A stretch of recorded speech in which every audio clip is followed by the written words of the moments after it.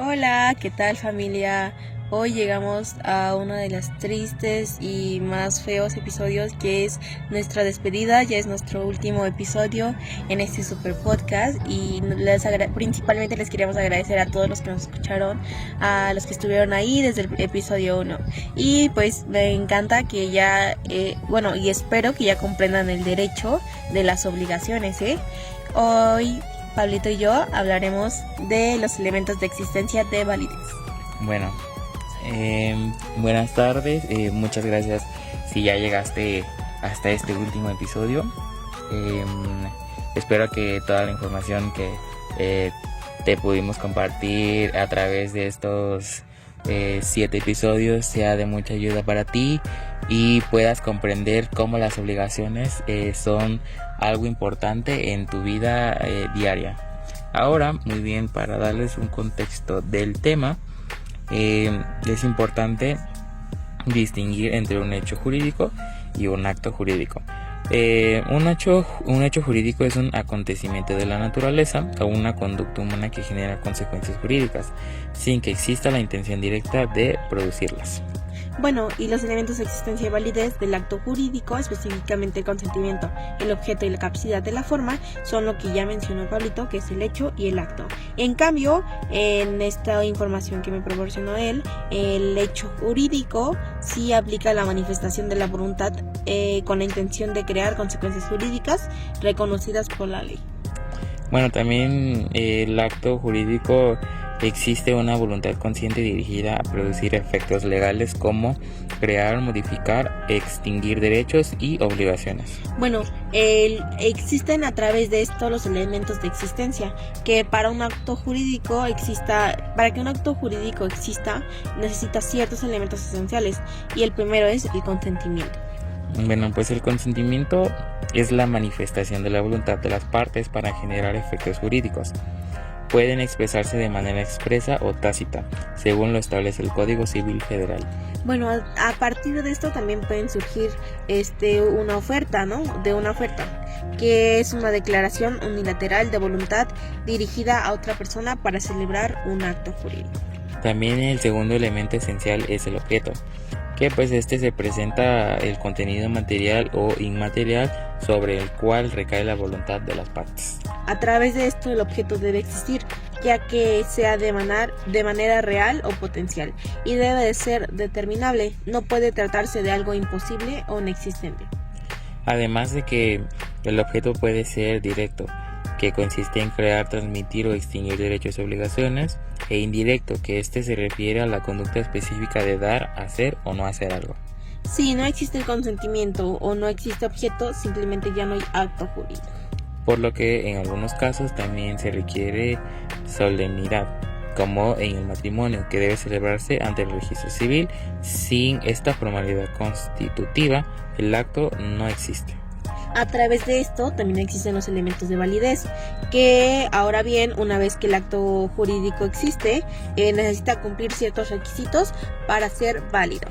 El primero es la capacidad, que es cuando la aptitud que tiene una persona para ejercer derechos y contraer obligaciones. Si una persona carece de esta capacidad, el acto puede ser nulo o anulable dependiendo del caso. Además de que las personas pueden actuar por medio de representantes legales como apoderados, tutores o representantes de personas morales. Bueno, el siguiente elemento es la forma, también conocida como formalidad. También la forma consiste en cumplir con los requisitos que la ley exige para que el acto sea válido. Puede ser verbal, escrita, notarial o incluso registrada. Bueno, y si la ley existe una forma específica, esta no se cumple, el acto puede ser declarado nulo. Bueno, también aquí hay la licitud del objeto, que es fundamental la licitud del objeto, motivo o fin. Bueno, esto significa que el objeto debe estar dentro de lo que permite la ley, el comercio y las buenas costumbres. Bueno, también agregar que si el objeto es ilícito, el acto será completamente nulo, ya sea de manera absoluta o relativa, y pues lógicamente no podrá exigirse su cumplimiento. Y bueno, a través de esto existe la nulidad, que es cuando un acto jurídico no cumple con los requisitos de existencia o validez. Puede declararse la nulidad. Esto implica que el acto no generará consecuencias jurídicas como si nunca hubiera existido. Bueno, en conclusión de esto, el consentimiento y el objeto permiten que el acto jurídico nazca, mientras que la capacidad, la forma y la licitud permiten que sea válido y eficaz. Bueno, pues hoy analizamos cómo se construye jurídicamente un acto válido y eficaz. Comprendimos que sin consentimiento y objeto no existe un acto jurídico, y sin capacidad, forma y licitud puede perder su validez este objeto. Bueno, pues estos elementos garantizan seguridad jurídica y equilibrio en las relaciones que son legales. Bueno, y les agradecemos mucho escuchar nuestro primer tema, pero como ya saben, a nosotros nos gusta extendernos mucho, y pues para fortalecer estos consentimientos le hicimos una encuesta, bueno, no una encuesta, una serie de preguntas en base a unos casos, pues a un experto para que nos reforzara nuestros conocimientos. Y pues bueno, les ponemos el audio de pues con el experto y sus opiniones que tiene a través de estos temas. Buenos días, el día de hoy vamos a encuestar a un profesionista. Su nombre es Iván Misael, y si gusta puede presentarse. Hola, buen día. Ok, mi nombre es, soy el profesor Iván Misael Nieva Maldonado. Yo estudié una carrera en Ciencias Políticas en la UPAEP, una maestría en Psicología Social en la UAP. He estudiado también una maestría en Tecnología Educativa y actualmente estoy en los primeros semestres de la carrera de Derecho. O sea, soy como ustedes, estudiante de Derecho. Hoy le vamos a plantear unos casos hipotéticos y en base a eso usted nos va a contestar una encuesta. Ok, claro. Bueno, el primer caso es incumplimiento contractual, vicios del consentimiento y responsabilidad civil. Sí. Laura celebra un contrato de compraventa de la empresa Desarrollos del Centro, Sociedad Anónima, para adquirir un departamento en preventa. El contrato se firma ante un notario y Laura entrega el 30% del valor inmueble. La empresa le asegura que el edificio contará con amenidades específicas, alberca, gimnasio y estacionamiento techado. Sin embargo, la constructora se retrasa 18 meses, las amenidades no se construyen, el estacionamiento presenta fallas estructurales y se descubre que la licenciada de construcción estaba condicionada y la empresa no lo sabía. Laura decide demandar.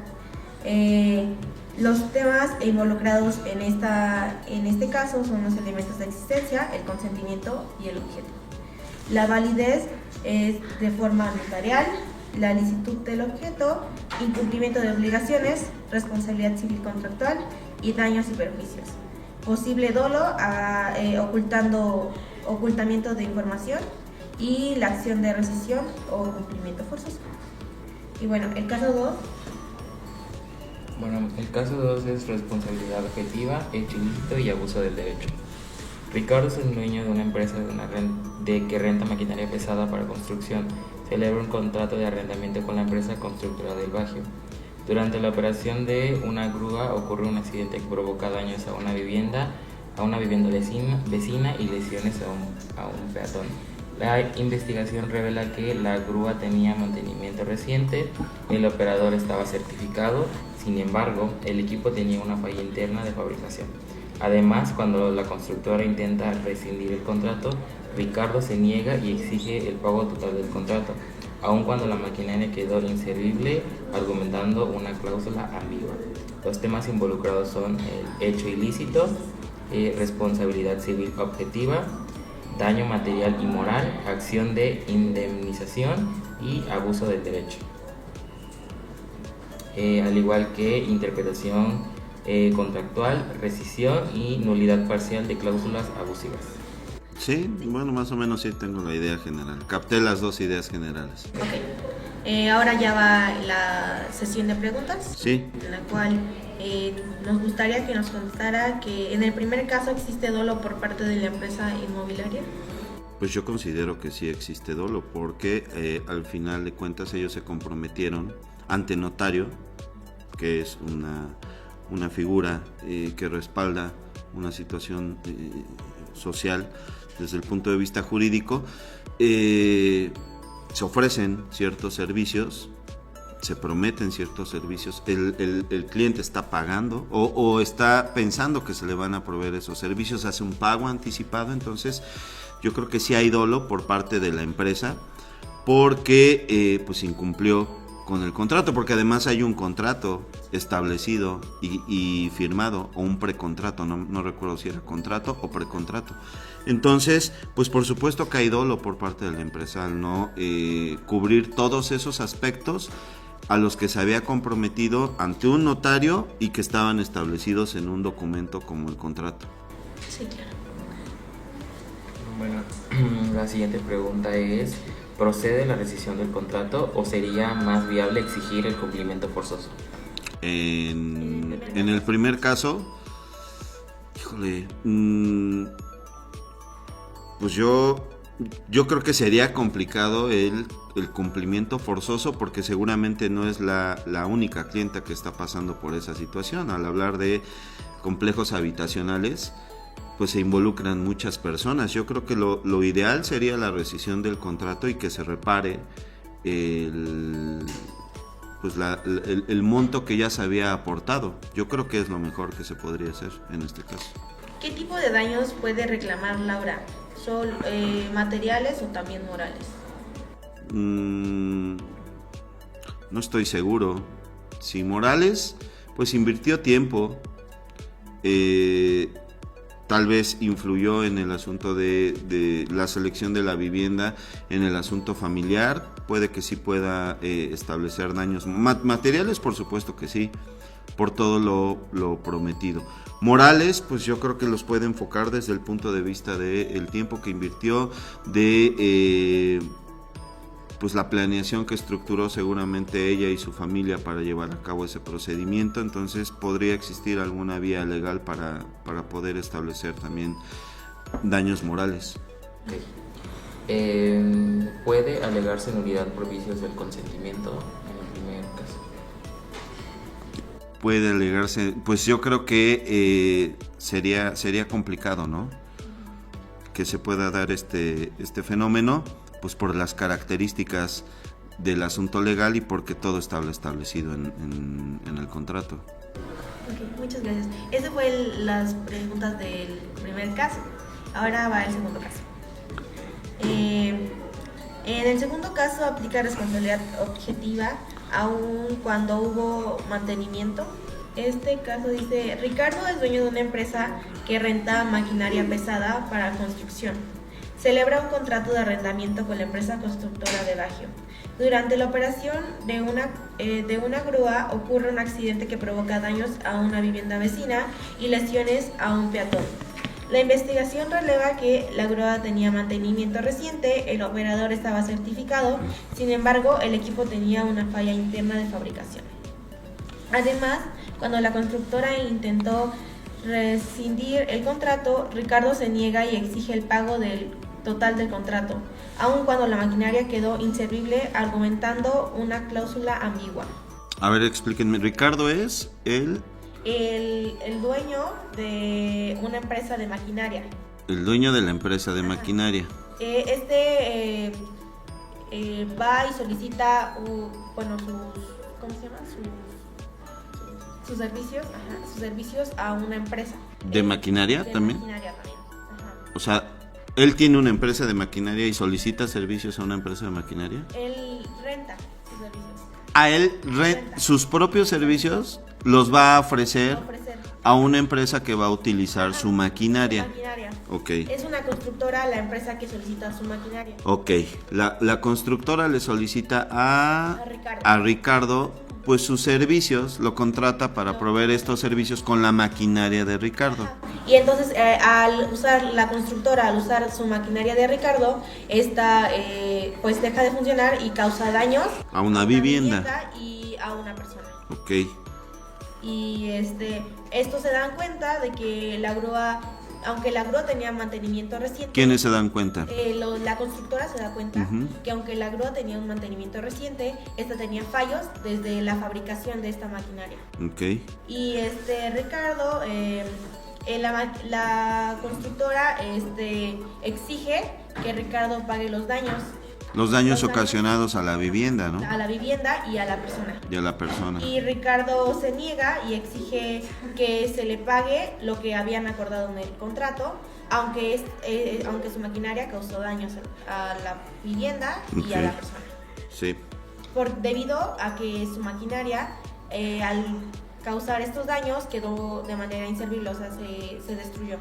O sea, pide que además le reparen el tema de la maquinaria, ¿no? Porque se destruyó, ok. Y entonces, la pregunta es... ¿aplica responsabilidad objetiva aún cuando hubo mantenimiento? La responsabilidad es aplicada ¿de quién a quién? De Ricardo a la... Ok, bueno, hay que recordar que la responsabilidad civil objetiva obliga a reparar daños causados por actividades peligrosas, mecanismos o sustancias peligrosas, sin necesidad de demostrar culpa, negligencia o ilicitud en el actuar del responsable. Quiero pensar que el responsable en este caso sería Ricardo o la empresa, porque quien actuó finalmente fue la empresa, ¿no? Sí, claro.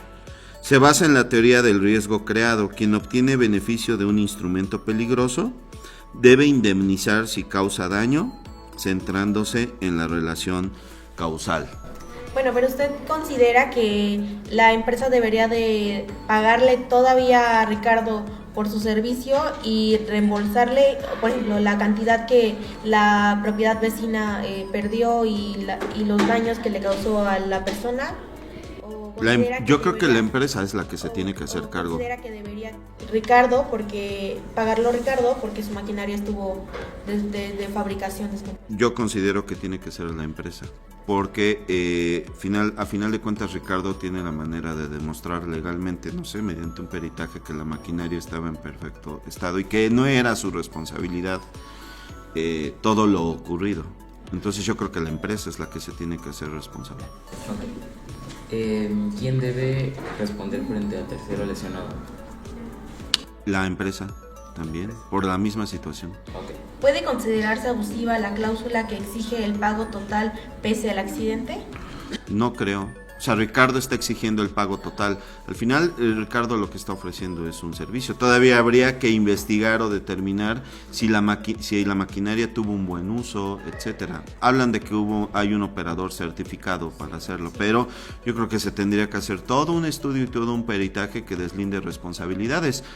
Considero que aún así la empresa es la que se tendría que hacer responsable. ¿Qué diferencia práctica existe entre culpa y responsabilidad objetiva? ¿Qué diferencia qué, perdón? ¿Qué diferencia práctica existe entre culpa y responsabilidad objetiva? Híjole, yo creo que depende, en la práctica yo creo que depende en realidad de los hechos reales que se generan y de los mecanismos legales que están establecidos desde un principio.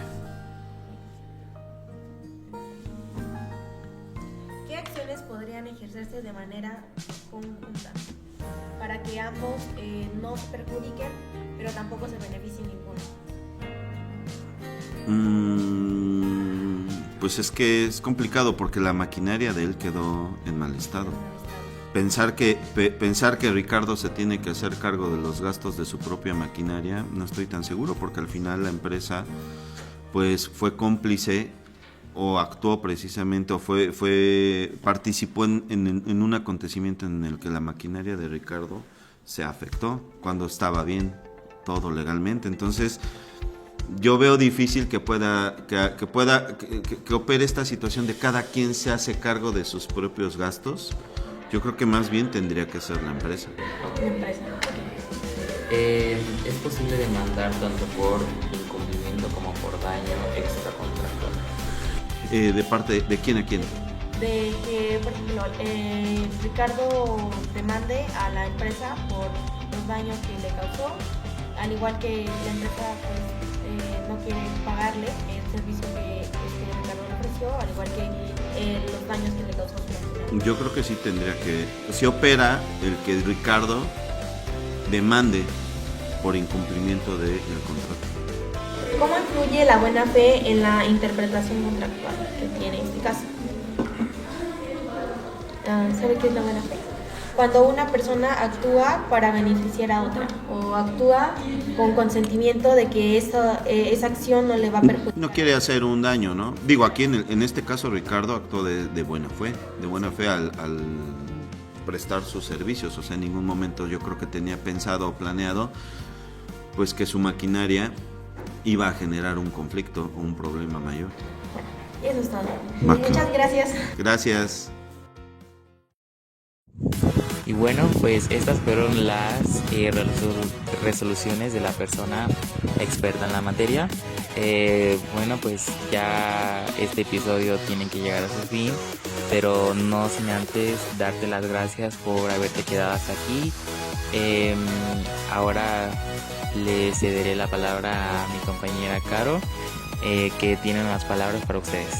Bueno, les agradezco mucho, nos encantó nosotros poderles ofrecer estos temas que pues al final creo que todos deberíamos saber estos temas para informarnos, para no saber, saber cuándo tenemos cierta penalización en nuestras acciones y cuándo es permitido por la ley. Y bueno, les agradecemos mucho haber escuchado y estado todo el tiempo que nosotros estuvimos aquí. Les agradecemos mucho su tiempo que nos reservaron a nosotros y escuchar cada uno de los podcasts. Y bueno, los queremos mucho y hasta la próxima.